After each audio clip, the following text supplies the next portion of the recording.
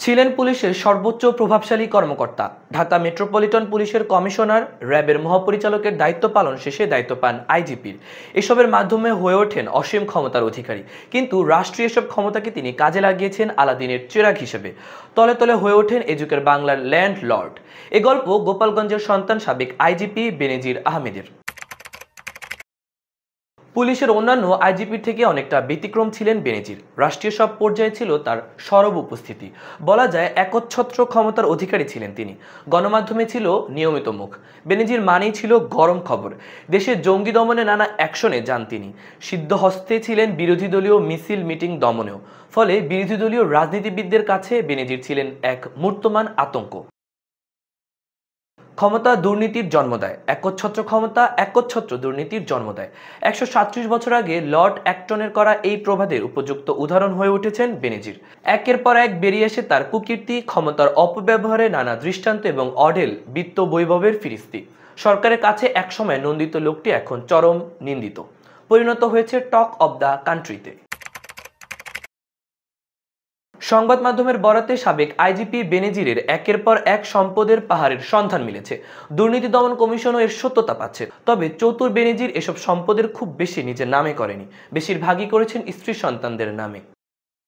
সম্পদের তালিকায় কি নেই বেনজিরের? একাধিক রিসোর্ট, ১৯টি কোম্পানির শেয়ার, গুলশানের ৪টি ফ্ল্যাট, শত শত বিঘার কৃষি জমি, বিশাল বিশাল মাছের ঘের, কক্সবাজার, সেন্ট মার্টিন ও বান্দরবনের জায়গায়। বেনজিরের নজর থেকে পাহাড়, সাগর, বন কিছুই বাদ যায়নি।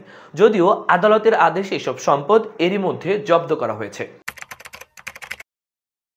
বেনজির সবচেয়ে বেশি জমি কিনেছে নিজ জেলা গোপালগঞ্জে। সদর উপজেলায় বৈরাগীটোল গ্রামে প্রায় ১,৪০০ বিঘা জমির ওপর গড়ে তুলেছেন Savanna Eco Resort and Natural Park. সেখানে মাটি ভরাট করে বানানো হয়েছে কৃত্রিম পাহাড়, রয়েছে সাগরে কৃত্রিম ঢেউ খেলানো সুইমিং পুল, আছে হাজারেরও বেশি ভিয়েতনামি নারকেল গাছ সহ বিভিন্ন ধরনের ফলের গাছ, রয়েছে বিশালাকৃতির কনসার্ট হল, এছাড়াও বেশ কয়েকটি পুকুর ও দৃষ্টিনন্দন ঘাট, কৃত্রিম ঝর্ণা ও বিলাসবহুল ডুপ্লেক্স কটেজ আছে সাভানা রিসোর্টে।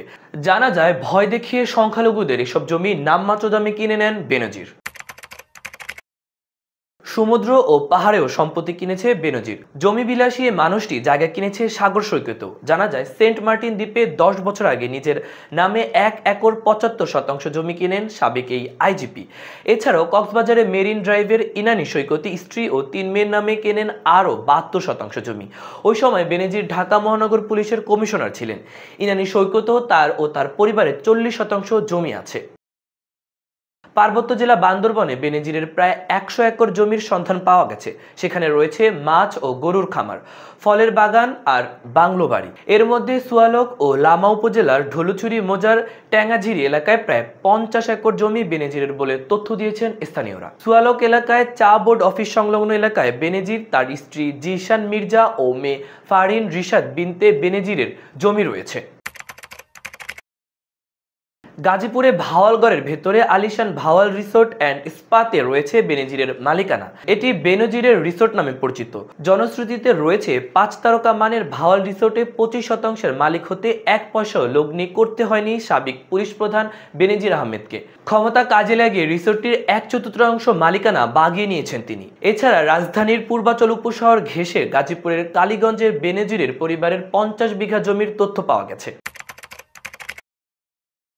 বেনজিরের বিষয়ে দুদকের সম্পদ বিবরণীতে দেখা যায় ২০২৩ সালে ৫ মার্চ পুলিশের সাবেক এই আইজিপি রাজধানীর অভিজাত এলাকায় গুলশানে মোট ৯,১৯২ বর্গফুট আয়তনের ৪টি ফ্ল্যাট মাত্র ২,১৯,০০,০০০ টাকায় কিনেছিলেন।